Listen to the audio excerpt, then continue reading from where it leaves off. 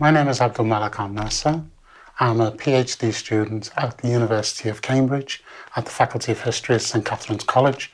And I'm looking into my identity and my history through the transatlantic slave trade.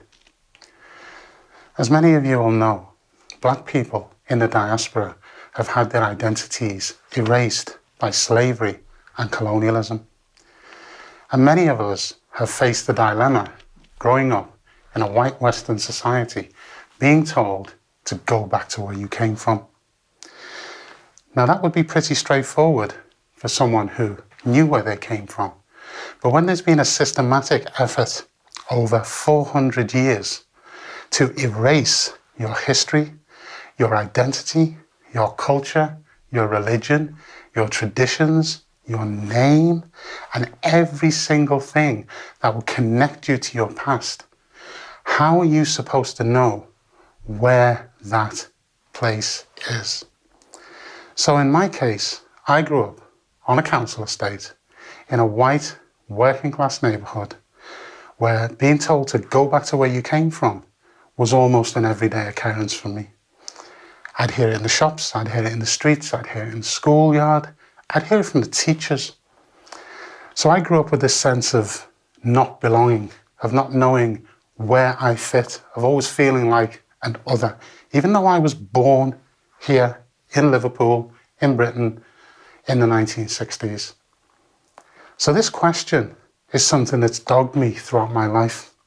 So I got to a point where, having heard so many negative headlines about immigrants, foreigners, Muslims, all of these kind of negative connotations that surrounded the identity of other, I decided to start to look into who I actually am. And what started me off on this journey was an interesting documentary about football. In about 2003, a man called Brendan O'Hara produced a documentary for BBC Scotland on 100 years of black footballers, from Arthur Wharton at the turn of the 20th century, playing for Preston North End, right up to John Barnes and Justin Fashanu and a whole host of other black players of that era. However, during their research, they uncovered a very interesting set of Scottish football annuals from the 19th century. And lo and behold, among them was a character called Andrew Watson. They realised that he had predated Arthur Wharton by about 20 years, and he had not only played football in Scotland as a black man in the 19th century, but he'd actually captained the Scottish national side, leading them to a victory over England at the Oval.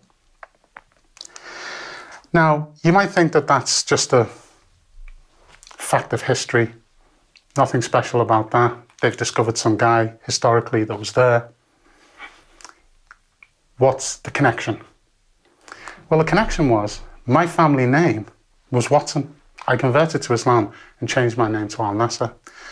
But my name prior to that was Mark Watson.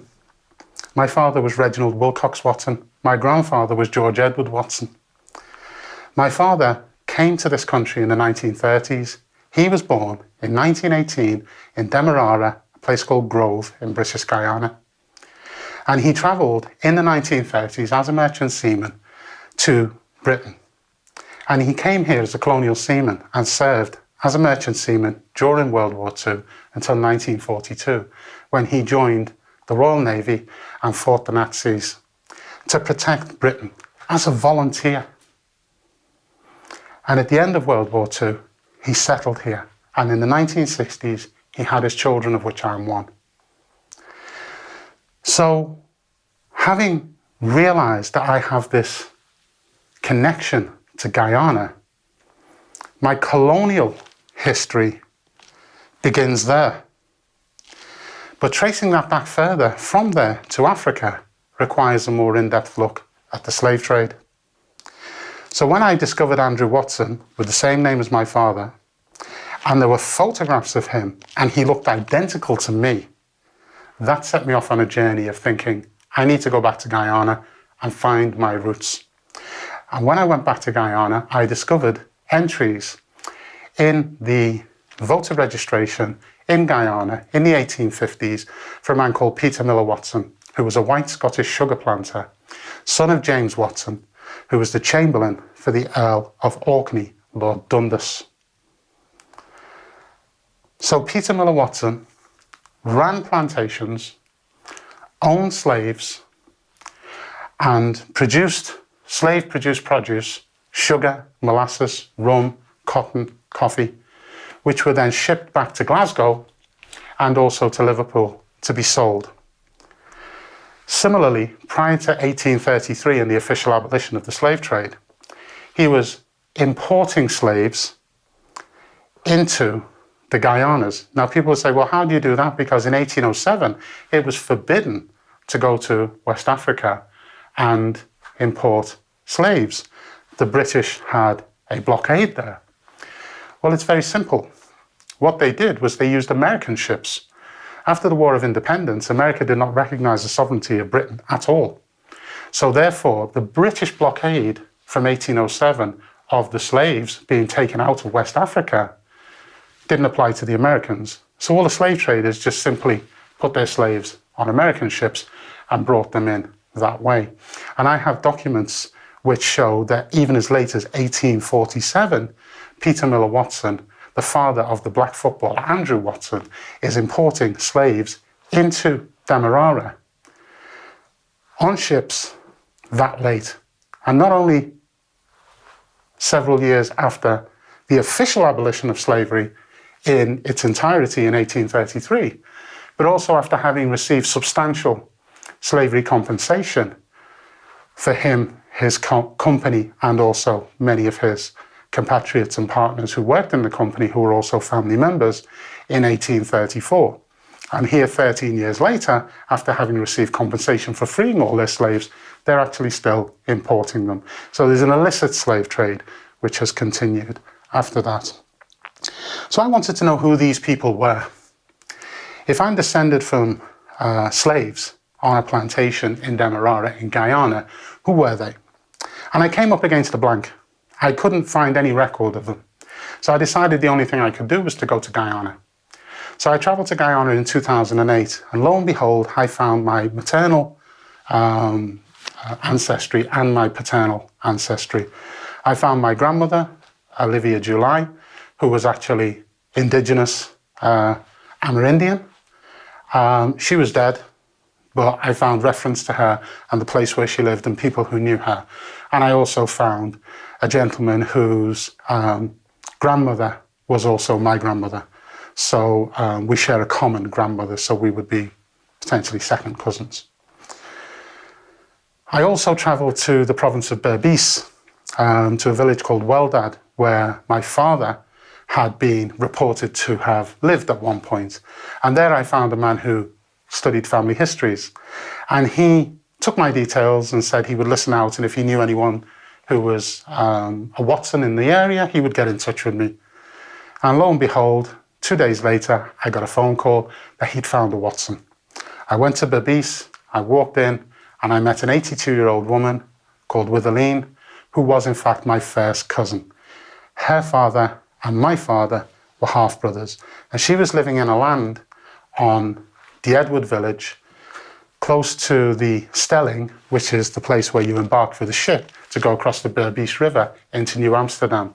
And it was just north of the famous Blairmont sugar refinery, where all the cane that was cut by the slaves would be taken and refined and then put onto Sandbach-Tinney ships and shipped back to Liverpool and Glasgow. And the plantation that belonged to historically was known as the Woodlands Plantation. And about 3 years ago, I uncovered a set of documents which came up for sale, and I purchased them because they had names of members of my family. People like Samuel Sandbach, people like Philip Frederick Tinney, people like Charles Stewart Parker. Why are these guys important? Samuel Sandbach was Lord Mayor of Liverpool, 1830 to 1831. He was also a founding shareholder and later deputy director and also chief executive stroke chairman of a bank that was formed in 1831 called the Bank of Liverpool. Now, many members of his family were also directors of the Bank of Liverpool and or chairman and deputy chairman, and many of them were slaveholders. So this family made its entire fortune on the slave trade. And as well as being Lord Mayor of Liverpool, and as well as being chairman of the Bank of Liverpool, he was also a High Sheriff in Denbighshire, where he built a fantastic home called Hafferdunas Estate in Denbighshire. And one of his descendants, Antoinette Sandbach, still lives on that land to this very day. She farms and lives in one of the cottages there. And up until recently, she was a sitting member of Parliament. Philip Frederick Tinny was a Dutch of Huguenot ancestry who was in the diplomatic corps. And when Guyana was originally a Dutch territory, Philip Frederick Tinny was one of the principal administrators there, who, when the British privateers decided to take the territory, he drafted the document that formally ceded the territory to the British in 1813. He also drafted the capitulation, where the Dutch actually just gave the territory up. They surrendered the territory to the British 10 years earlier in 1803. But the formal ceding of the territory never came until 1813. But he was a signatory on both of those documents, and he also drafted both of those documents. And in 1813, when the British formally took over Demerara and Berbice from the Dutch, then at that point, Philip Frederick Tinny became a partner with Samuel Sandbach, and the company became known as Sandbach, Tinny and Company. And what's interesting is that they continued operating and making fortunes from slaves, slave-produced products on plantations, and supplying the actual colony as well from Glasgow and England, building the slave ships in Glasgow and selling all the slave-produced commodities in Liverpool. And they continued their trade up until 1977. After slavery ended, they had a period, what they called apprenticeships, which was just another name for slaves, until 1838. And then after that, they had what they called indentured labourers, which came from Shanghai and from also Calcutta. And they populated the area with Indian and Chinese labourers, which then contributed to the makeup demographically of the population that we know in Guyana today.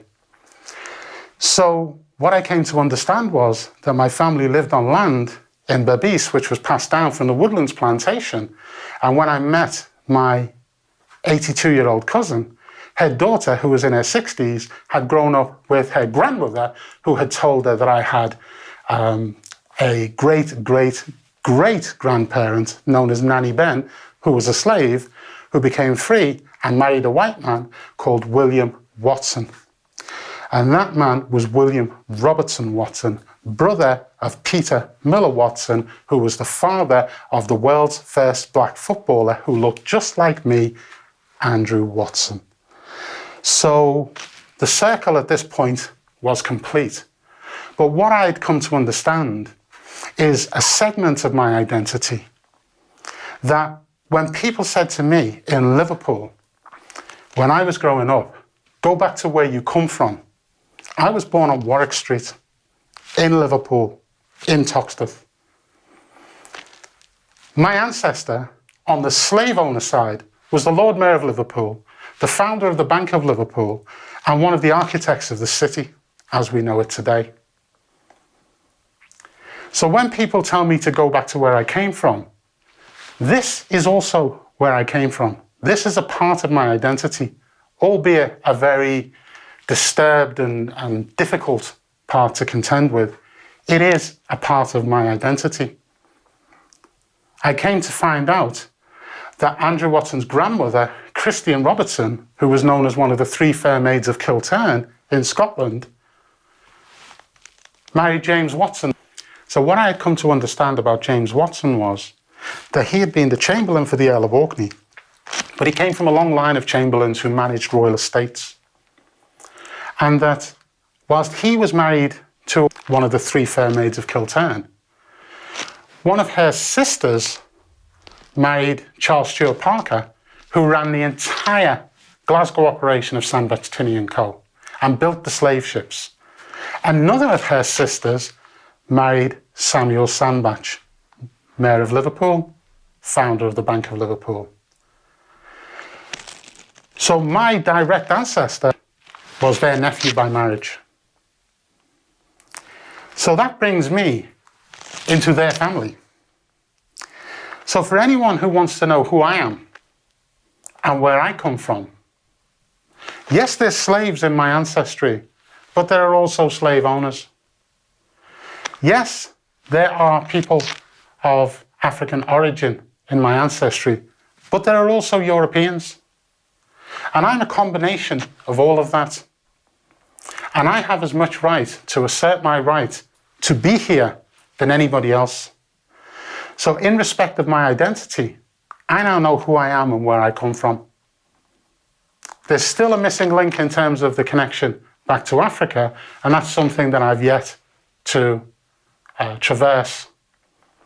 It's next on my list. But for now, content yourselves with this. I have as much right to be here in this country than anybody else. And all efforts to obscure my identity and remove my identity have been thwarted, because I now know not only who I am, but I know who you are, and I know what you did.